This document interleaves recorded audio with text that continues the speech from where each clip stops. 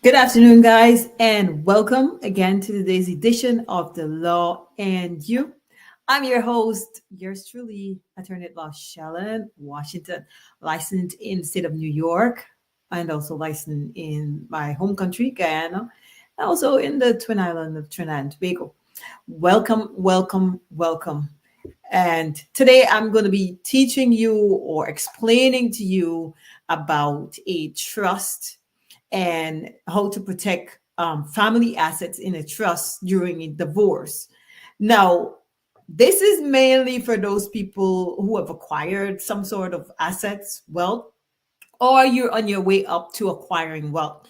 So let me tell you guys, a marriage is really a financial contract. For those of you who think marriage is about love, let me fix your thought process and your thinking about what a marriage really is. Some people go into a marriage and thinking, oh, it's for love, it's for, it's for, I mean, part of it is happiness, of course. You want to be happy with your partner. You want to be able to do things with your partner and, feel excited and happy. But the biggest part of a marriage is a financial agreement between two parties. And the main reasons why people go together is that they can build financially together. So the things that you can't do by yourself, you will rely on that partner and that partner will rely on you. It's called a symbiotic relationship where both parties are heavily reliant on each other. And of course, there are instances where people go into a marriage and they already have everything pretty much. So they're not relying on anyone for anything. So they're bringing every single thing to the table. In that case, it's called a relationship where one person is dependent on the other. One party is a dependent spouse, and one party is considered the money spouse. So there are many instances where you're going to find a money spouse enter into a relationship with somebody who has nothing. So this is why most people will tell you, at least when I was growing up as a teenage girl and as a young woman in my 20s, I was always told to marry my equal. There's a reason why you're told to either marry your equal or marry up. Because if you are incapable of providing for yourself, then you need to marry up. But if you're capable, you have all the tools and you want to pursue education, whatever it is, to create your own business, your own wealth, then you must always consider marrying your equal. And there's a reason for this. If you marry your equal, then you and your partner will equally contribute towards the financial construct that you guys have built over the years.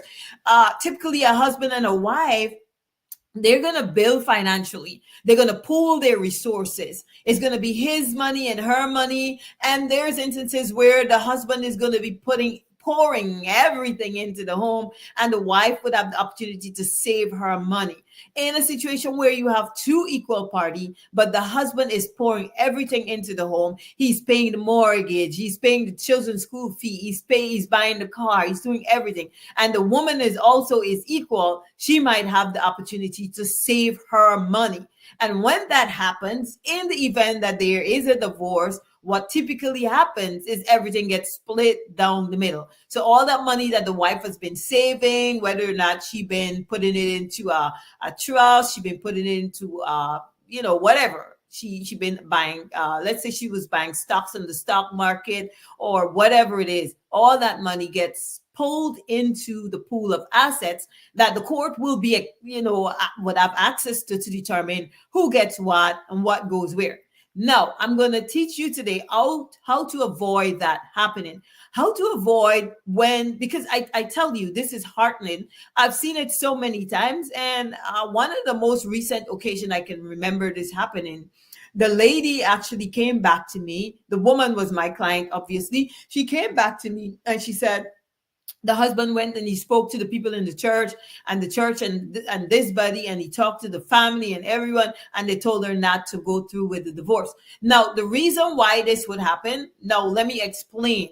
The parties purchased a property together. That was their biggest asset, and that house was worth somewhat a lot. Now, if had she gone through with the divorce, her income would not have been sufficient to refinance the property or assume the mortgage into her own name. Neither was the husband, because their income was virtually identical, similar. He was working for a certain amount and her income was close to his. So neither one of them could stand on their own financially to take over the mortgage on the house. So in that case, the house would end up being sold and the equity would have been split between them. And this is one of the reasons why you need to create a financial situation between you and your spouse, that if at any point that spouse agrees to leave or you agree to leave that marriage, financially, you will protect your future and protect your children's future. If you don't protect your future and your children's future, you would have some crazy spouse ruining the lives of all of the parties together. Some people are not very educated. They're not very wise. They're not very smart. So what you need to do is understand upfront. Everyone needs to understand upfront when you get into a marriage that a marriage is not what you think it is, but it's really a financial contract. You guys are binding yourself financially and you're agreeing that you're going to pool your financial resources together for the benefit of those behind you. A lot of the times it's not just for you. Of course, you want to have assets to use when you retire, because you do not want to retire without assets. So if you have the requisite assets to retire on, great. And then those assets are eventually going to pass down to your children.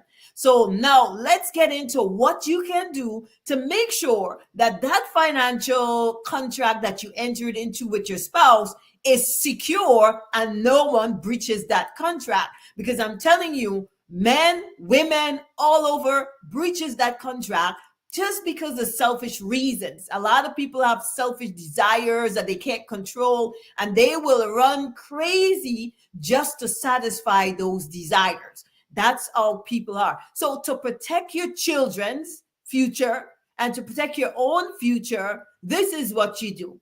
If you enter into a marriage with a person of your equal, of course, because this will not be applicable if the parties are not equal.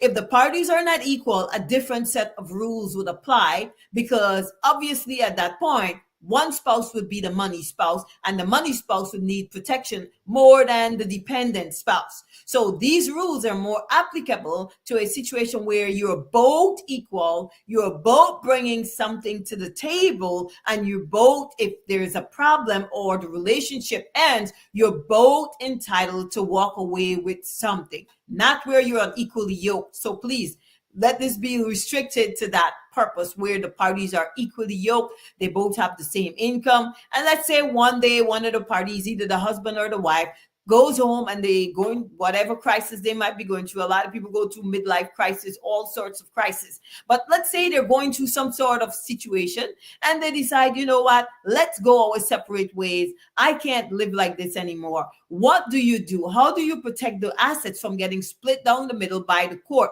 Outside of you having a stipulation of settlement or a separation agreement between the two of you you're working out, the best way to do is, if you should enter any marriage with somebody without a prenuptial, you and your spouse should sit down after you have children and create what is called a family trust.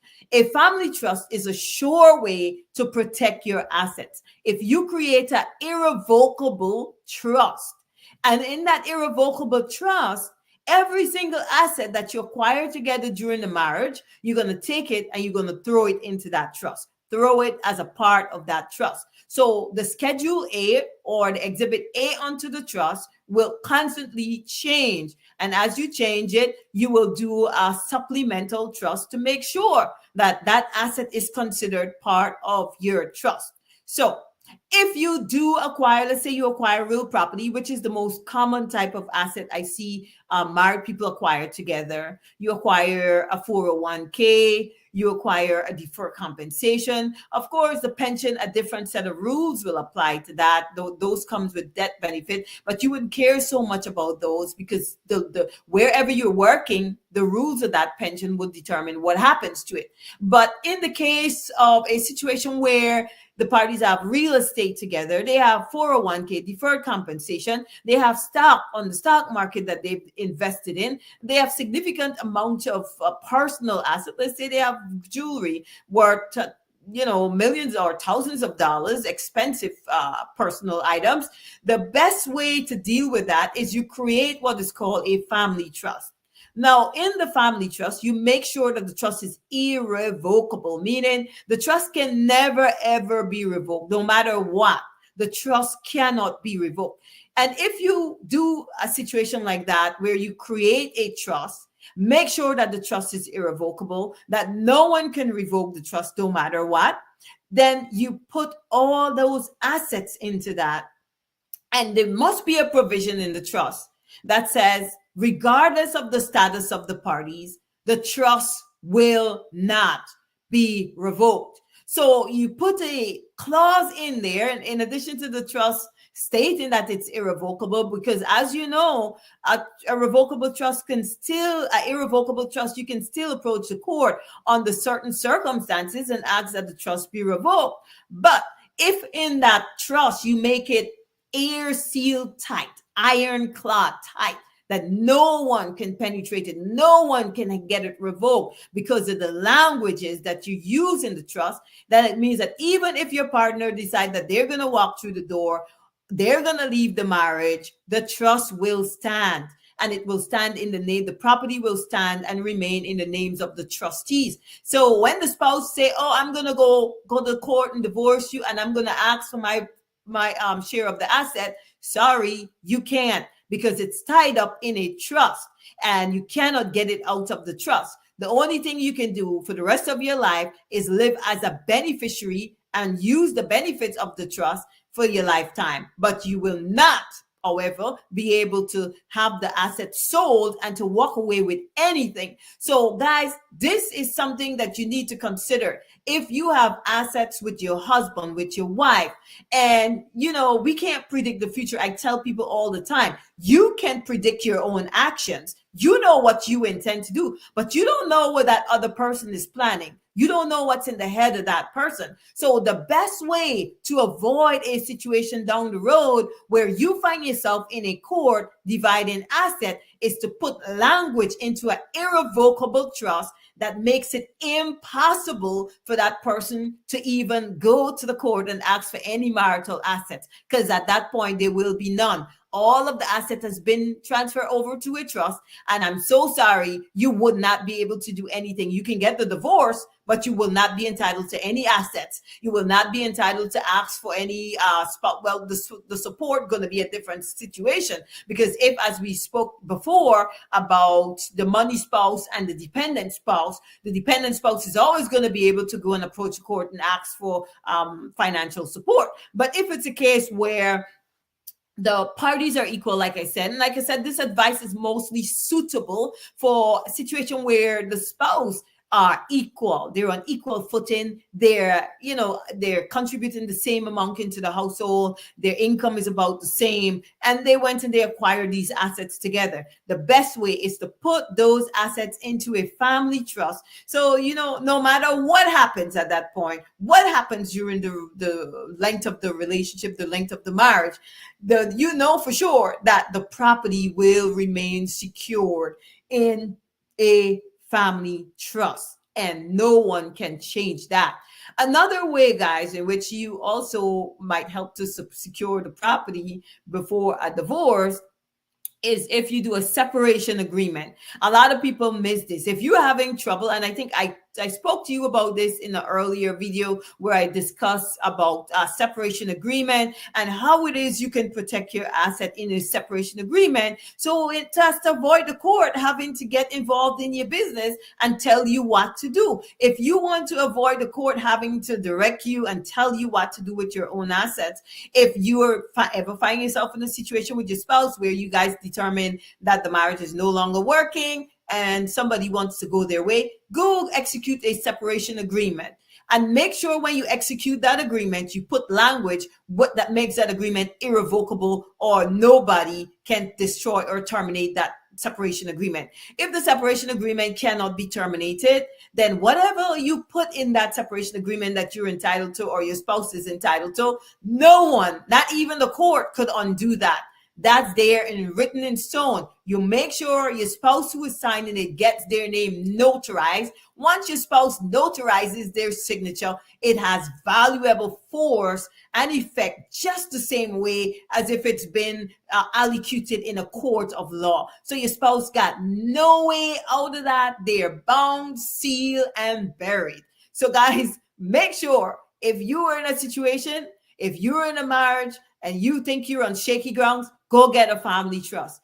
Even so, if you think you're on shaky grounds, go get a separation agreement. Once you're on speaking terms and once things are fine, that's the best thing to do early up front. Get yourself a family trust or get yourself a separation agreement. That way you don't have to worry about no court making no pronouncement over your assets. And I'm telling you, you do not want the court to make important decisions about your life or your children's life. One thing about the court never considers what happens to your children financially. The court doesn't care that you've purchased property to secure your children's future. They do not care that you've invested on Wall Street or wherever you've invested to secure your children's future. They do not care about any of these things. The court's outlook of the whole situation is very narrow. All they're thinking about is whatever the party is acquired together needs to be divided, and they move on the basis of dividing the assets between the party at that level and no other level. So you've got to be your own vigilante. You got to watch over for yourself. You've got to be your own advocate and make sure you put these things in order before you get to any court.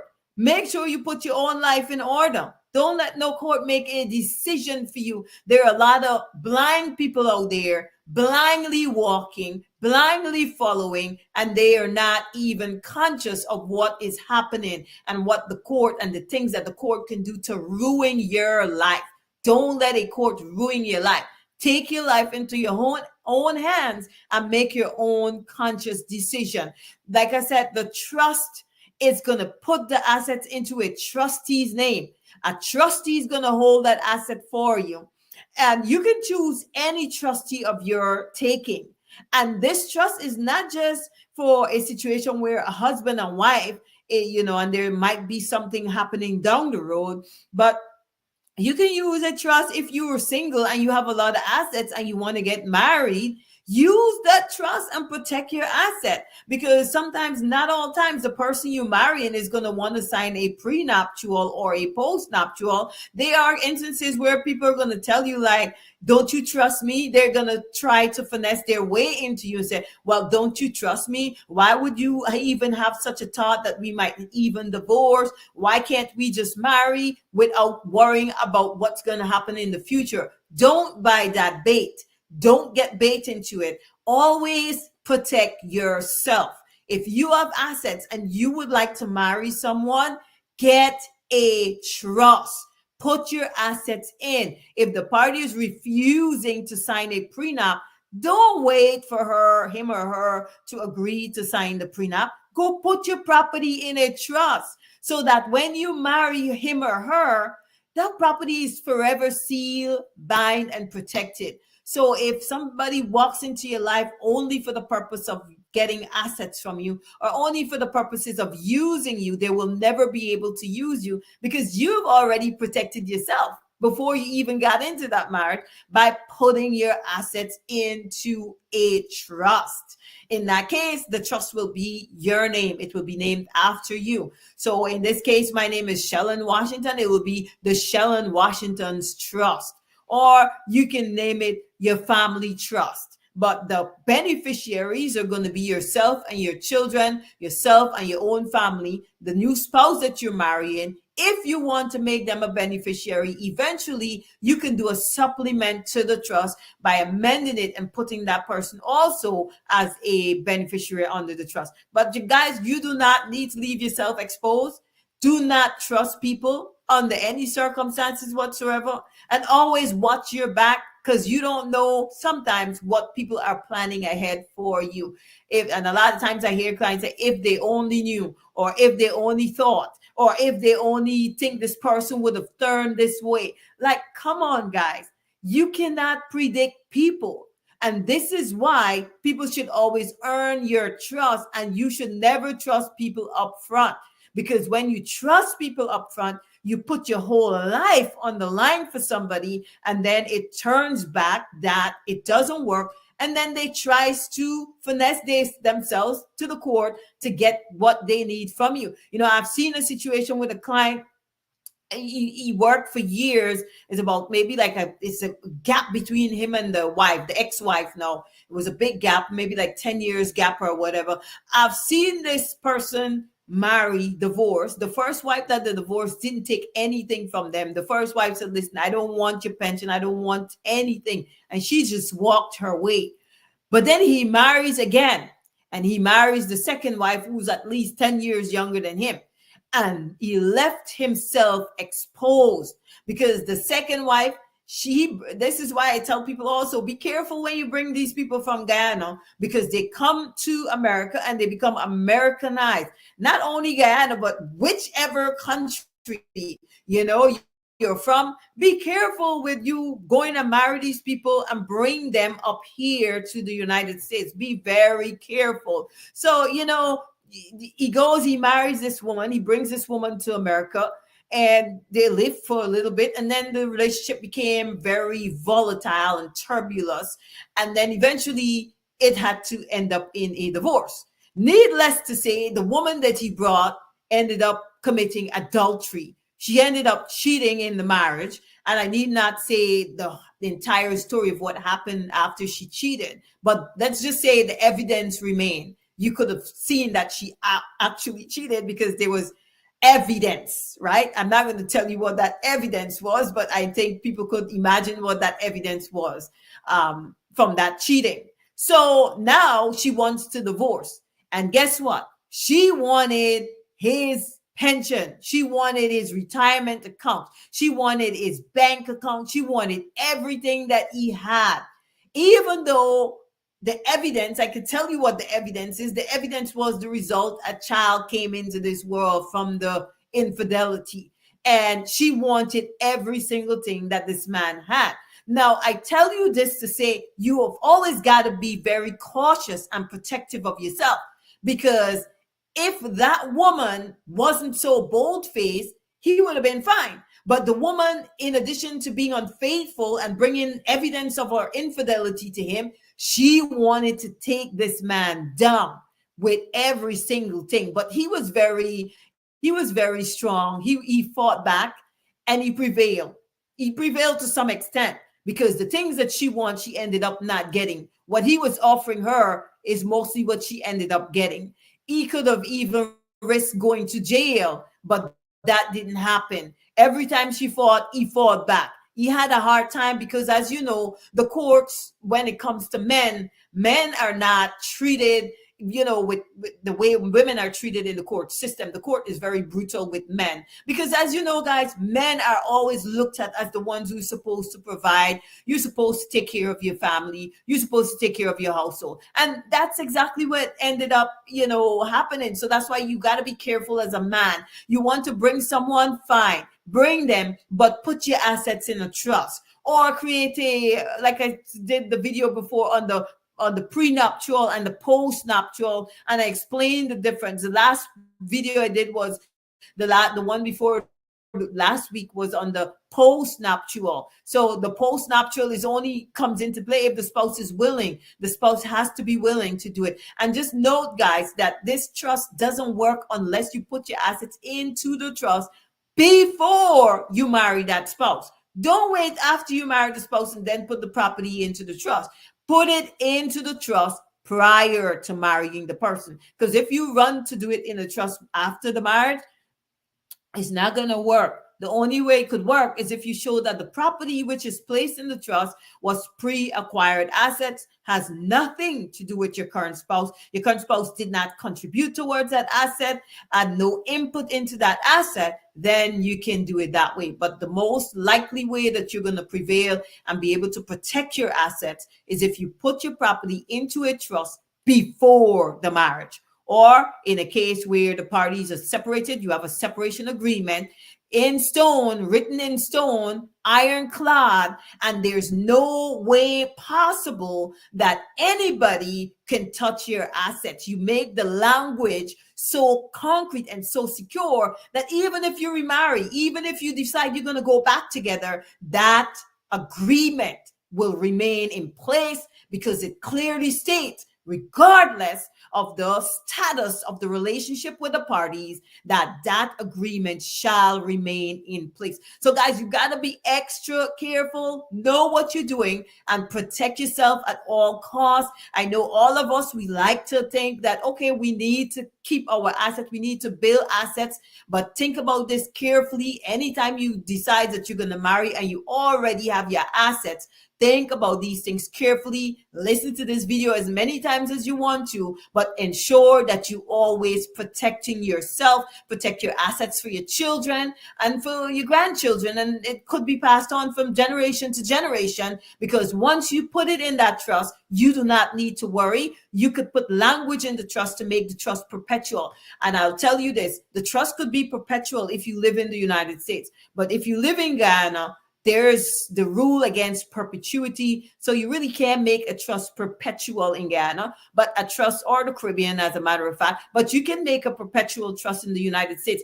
in the state of New York. All you have to do is make it so that they can be successive trustees. Trustees can appoint it. As trustee die, a new trustee can be appointed, and like that. So, or a trustee can retire from the trust and appoint a new trustee. And in that manner, you don't have to worry, period. Your trust will continue in perpetuity until the trustees decide, okay, we want to sell this house or we want to sell this property. We don't want the trust to continue. But by that time, you will no longer be here anyway. So you wouldn't care if at some point the trustees decide on a vote that they want to wind the trust up. But guys, those are the two ways. Protect your asset. Once you're already in a marriage, you can do that. Or you can do it before you get married, just to make sure you protect your retirement assets, you protect your assets from a divorce, from going to a court, from any court having to have a hand or a say in what happens to your assets between you and your wife. That's the best way. Guys, thank you so much. The time is almost up. It was a pleasure being here today, teaching you about how to protect your assets. I like to tell people, don't wait for no judge make decisions, because the judge is making the decisions based on the law, and the law doesn't have heart, it doesn't have feelings, it doesn't have emotion. but you do.